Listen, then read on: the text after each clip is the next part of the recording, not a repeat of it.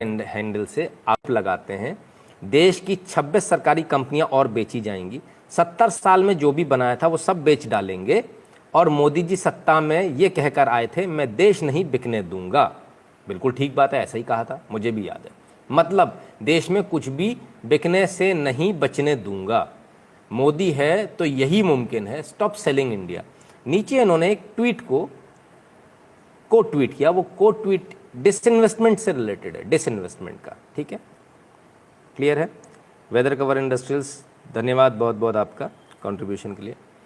तो ये आप देखिए, डिसइन्वेस्टमेंट को लेकर इन्होंने बोला कि ये चीज़ें बेच रही है सरकार, अच्छी बात है, इसमें कोई दो राय नहीं है कि भारत सरकार डिसइन्वेस्टमेंट कर रही है, इसमें कोई दो राय नहीं है, ये बिल्कुल सच है, इसमें कहीं भी गलत नहीं है। लेकिन डिसइन्वेस्टमेंट को देश बेचना कहा जाता है क्या? डिसइन्वेस्टमेंट को देश बेचना कहा जाता है तो चलिए हम थोड़ा सा आपको एक सरकारी वेबसाइट पर ले चलते हैं। अपनी बात नहीं करूंगा मैं करूंगा तो गड़बड़ हो जाएगी, तो मैं सरकारी वेबसाइट पे ले जाता हूँ। कौन सी वाली वेबसाइट पे ले जाऊंगा आपको? भारत सरकार के 3 शेर वाली। इस सरकारी वेबसाइट का नाम है department of investment and public asset management, ठीक है, DIPAM.gov.in दिखा रहा हूं मैं आपको, और करीब से दिखा देता हूं, ठीक है, भारत सरकार की वेबसाइट दिखाऊंगा साहब, इसके अलावा नहीं। अब मैं 2009 और 10 की बात करूंगा डिसइन्वेस्टमेंट की। क्या है? Past disinvestment. कौन से फाइनेंशियल ईयर के? 2009 और 10 के। 9 और 10 में किसकी सरकार थी? सोनिया गांधी सरकार थी, मनमोहन सिंह सरकार थी। कितने डिसइन्वेस्टमेंट हुए जरा मैं आपको दिखाऊं तो जरा देख लीजिए। NHPC का डिसइन्वेस्टमेंट हुआ, name of CPSES, NHPC, oil India Limited, NTPC, rural electrification, NMDC। कितने हो गए? 1 2 3 4 5, एक साल में 5, ठीक है, सिर्फ 2009 और 10 में। चलिए अब मैं तो 2010 और 11 में आपको ले चलता हूँ, ठीक है, फाइनेंशियल ईयर 2010 एंड 11। ये भी कौन सी सरकार है? सोनिया गांधी सरकार, right. SJVN Limited, Engineers India Limited, Coal India Limited, Power Grid Corporation of India Limited, MOIL और Shipping Corporation of India Limited. ये बेच मारे इन्होंने। पहले कितने बेचे थे? 5, अब 6 7 8 9 10 11, कितने हो गए? 11। 2 साल में 11 पे पहुंच गई कहानी। चलिए थोड़ा और आता हूं आपके 11 और 12 में, वही सोनिया गांधी सरकार, मनमोहन सरकार। 12 हो गए थे, कितने हो गए थे? 11 हो गए थे, right. Power finance PFC limited and oil and natural gas corporation limited, इन 2 का इन्वेस्टमेंट और 12 13 हो गए, ठीक है साहब।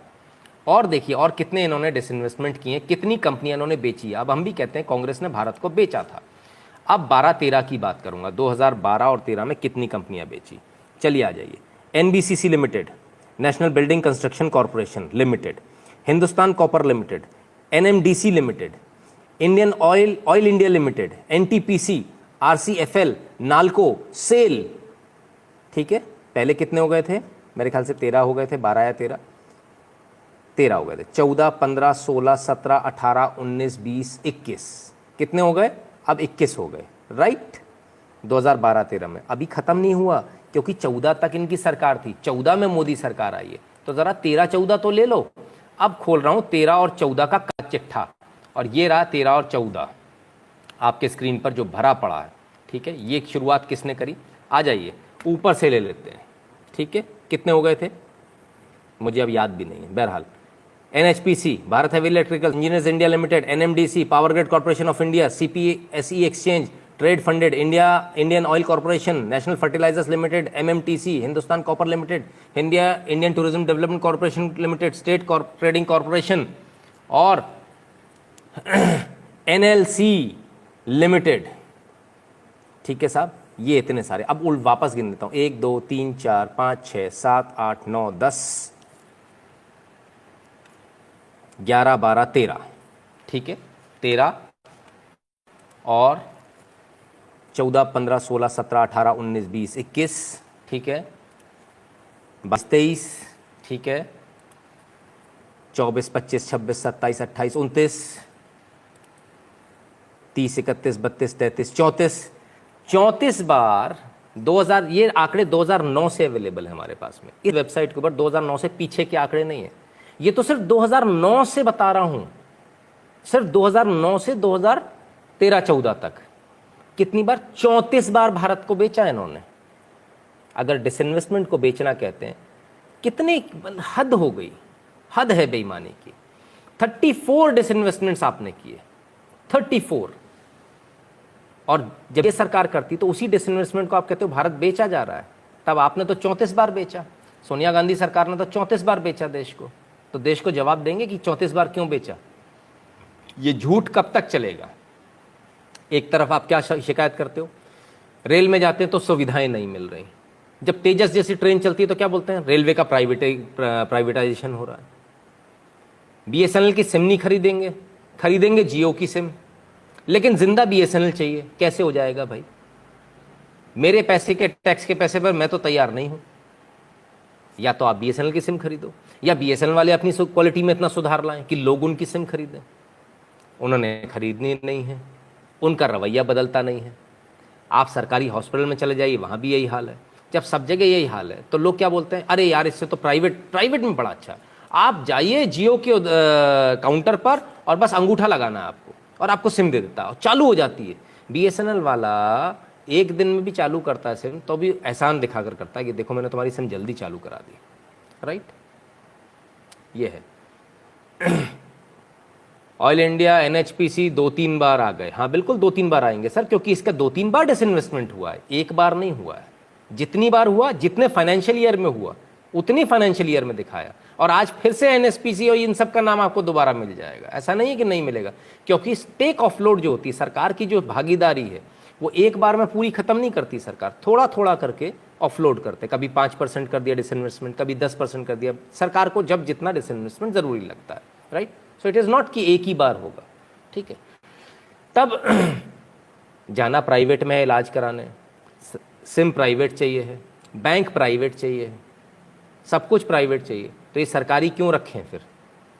जब हम सब कुछ प्राइवेट में ही जाना है, प्राइवेट में सुविधाएं अच्छी मिलती हैं, घर पे आके बैंक वाला खाता खोल देता है, आपके ऊपर उल्टे सीधे चार्जेस नहीं लगते हैं तो आप कंप्लेंट करते हो तो वापस आ जाते हैं। स्टेट बैंक में सुनवाई नहीं होती है, होता है ना आपके साथ, मेरे साथ भी हुआ है, ज़बरदस्ती का मेरे ऊपर डेबिट लगा दिया। ठीक है ना, तो ये तमाम सारी चीज़ें, जब ये सारी चीज़ें हैं, सरकारी स्कूल में बच्चे को पढ़ाना नहीं, प्राइवेट में पढ़ाना, तो फिर आखिर इन स्कूल को, बिल्डिंगों को, इन बड़े बड़े टेलीफोन एक्सचेंज को, इन बड़े बड़े बैंक्स को खोलने का फ़ायदा क्या है। क्यों इसके लिए हम लोग पैसा दे रहे हैं, इनकी तनख्वाहों के लिए क्यों पैसा दे रहे हैं, इसकी कोई आवश्यकता नहीं है। सरकार भी डिसइन्वेस्टमेंट इसी प्रक्रिया के तहत करती है। सुधीर द्विवेदी जी बहुत बहुत धन्यवाद आपका। तो जब ये डिसइन्वेस्टमेंट होता है, डिसइन्वेस्टमेंट को एक जामा आजकल जो व्हाट्सएप यूनिवर्सिटी वाले अनपढ़ जो पढ़ा रहे हैं, वो ये पढ़ा रहे हैं देश बिक रहा है। तो भाई देश 34 बार बेचा, 2009 से 2013-14 तक 34 टाइम्स। और ये मैं नहीं कह रहा हूँ, अगर आपको मेरे आंकड़ों पर कहीं से भी शक है तो आप कुछ मत कीजिए, आप इस सरकारी वेबसाइट पर चले जाइए, और ये इस वेबसाइट को अच्छे से दिखा देता हूँ, देख लीजिए, dipam.gov.in। ठीक है, उसमें आपको सब कुछ, सारे आंकड़े मिल जाएंगे। चिराग जी बहुत बहुत धन्यवाद आपका। क्लियर है, बिल्कुल क्लियर है। आप लोगों को जो बेवकूफ़ बार बार बनाया जा रहा है उसमें समझ में आ रहा है क्या हो रहा है क्या नहीं हो रहा है। ठीक है, और ये जो सारी चीज़ें हैं, डिसइन्वेस्टमेंट इसलिए नहीं होता कि हमको इसको प्राइवेट कर देना है, बेच देना है। इसका मतलब ये होता है हमें इसकी कार्य कुशलता बढ़ानी, कार्य क्षमता बढ़ानी। पीपीपी पे जाती हैं चीज़ें, पब्लिक प्राइवेट पार्टनरशिप। ठीक है ना, उस पर जाती हैं चीज़ें। कोई बेच नहीं रहा, कुछ नहीं बिक रहा है, सड़कें कोई बिक नहीं जा रही, जो सड़कें बन रही हैं जिन पर आप चलते हैं। आप एक बात बताइए, सरकारी सड़कें थी तब कैसे चलते थे? 300 किलोमीटर चलने में कितना समय लगता था आपको? 10-10 घंटे लगते थे। आज एक्सप्रेसवे बन गए, आप टोल देते हो, प्राइवेट है वो, आप टोल देते हो, लेकिन आप कितनी स्पीड पे चलते हो? 120, 140। वो 300 किलोमीटर चलने में जिसमें आपको 10 घंटे लगते थे, आज कितने लगते हैं? 3 घंटे, 3.5 घंटे, ज़्यादा से ज़्यादा 2.5 घंटे में भी हम लोग कवर करते हैं। तो क्या बेहतर है, उसी खड्डे वाली सड़क पे से जाना? तो फिर ये एक्सप्रेसवे से क्यों जाते हो? अगर आपको एक्सप्रेसवे चाहिए तो आपको डिसइन्वेस्टमेंट करना ही पड़ेगा, आपको प्राइवेट ऑपरेटर्स लाने ही पड़ेंगे, आपको प्राइवेट हाईवेज बनाने ही पड़ेंगे, जो कि 20 साल बाद वापस सरकार के पास आ जाएंगे। आप टेंशन मत रखो, वो जीवन भर नहीं रखने वाले हैं।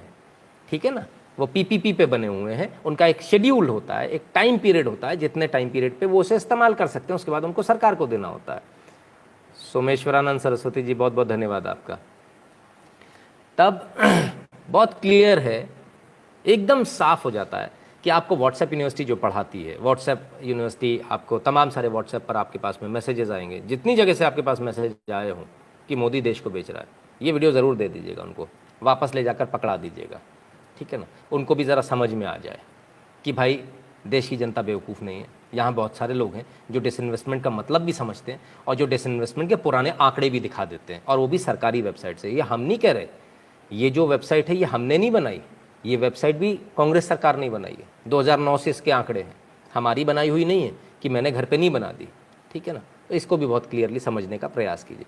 बहुत सारी चीज़ें आपके सामने आएंगी, बहुत सारी चीज़ें इस प्रकार की आएंगी जो आपको बार बार ये बताएंगी कि देखिए देश के अंदर ऐसा हो रहा है, देश के अंदर डिसइन्वेस्टमेंट हो रहा है। डिसइन्वेस्टमेंट को क्या बताया जा रहा है? डिसइन्वेस्टमेंट को बताया जा रहा है जो चीज़ें अच्छी करी जा रही हैं उसको बताया जा रहा है देश बेचा जा रहा है।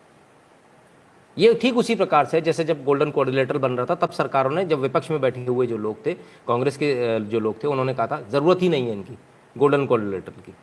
और आज आप सोचिए, आज देश के अंदर एक्सप्रेसवेज हैं। ये वही लोग हैं जो हर बार हर चीज़ में इन्हें अड़ंगा लगाना होता है। एक्सप्रेसवे बनते तो ये कहते सड़क बेच दी, अगर रेलवे स्टेशंस का सौंदर्यीकरण करना होता है तो ये कहते हैं कि रेलवे स्टेशन बेच दिए। अभी दिल्ली का जो रेलवे स्टेशन है वो भी एयरपोर्ट की तर्ज पर बनने वाला है, आपको बहुत मज़ा आएगा वहाँ जाकर। गुरुजी, ऐसे लोग